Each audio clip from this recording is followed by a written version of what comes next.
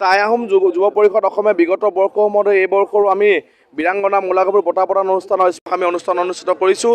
এই বৰ্ষৰ আমি ডিব্ৰুগড় বিশ্ববিদ্যালয়ৰ মুখ্য অধ্যাপিকা অসমীয়া বিভাগৰ অৱসৰপ্ৰাপ্ত ডক্টৰ অৰ্পণা কুমাৰ বাইদেউক আমি বীৰাংগনা মূলা গাভৰু সন্মানিত কৰিম। আৰু আজি আমি এতিয়া বাৰেবৰণীয়া সাংস্কৃতিক অনুষ্ঠান ইতিমধ্যে আমাৰ আৰম্ভ হৈছে। আমি সন্ধিয়ালৈ আমি সাংস্কৃতিক অনুষ্ঠান আমাৰ প্ৰাণদ্বীপে গীত গাই পৰিৱেশন কৰিব। কৌতুক গোষ্ঠী ৰাজীৱ দুৱৰী আমাৰ চিচিংপাক কৌতুক গোষ্ঠী আহিব, জ্যোতিমালা বুঢ়াগোহাঁই গীত পৰিৱেশন কৰিব। গতিকে আমি আশা ৰাখিছোঁ যে সকলো শ্ৰেণীৰ ৰাইজৰ সহায় আমি একান্ত কাম্য কৰিছোঁ যে বীৰাংগনা মূলা গাভৰুক ৰাখিছিল। আমি ভাবিছোঁ যে বীৰাংগনা মূলা গাভৰু অসম আৰু অসমীয়া সমাজ জীৱনত তেখেতৰ যিটো ভূমিকা আছিলে, অসমীয়া ৰক্ষা কৰিব, অসমীয়া জাতি ৰক্ষা কৰিবৰ কাৰণে তেখেতে যিটো ভূমিকা লৈছিলে, সেইগৰাকী বীৰাংগনা মূলা গাভৰু আমি যুগে যুগে তেখেতক আমি মনত পেলাব লাগিব।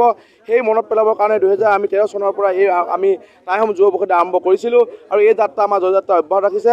অনাগত সময়ত আমাৰ সকলো শ্ৰেণীৰ ৰাইজৰ সহায় সহযোগিতা আমাৰ একান্ত কাম্য। সংবাদ বন্ধুসকলে আমাৰ যিধৰণে সহায় সহযোগিতা বিগত বৰ্ষসমূহত কৰি গৈছে, ঠিক তেনেদৰে আমি এই বছৰ আমাৰ দেখিছোঁ আমি তেখেতলৈ সহায় সহযোগিতা আমাক কৰিব।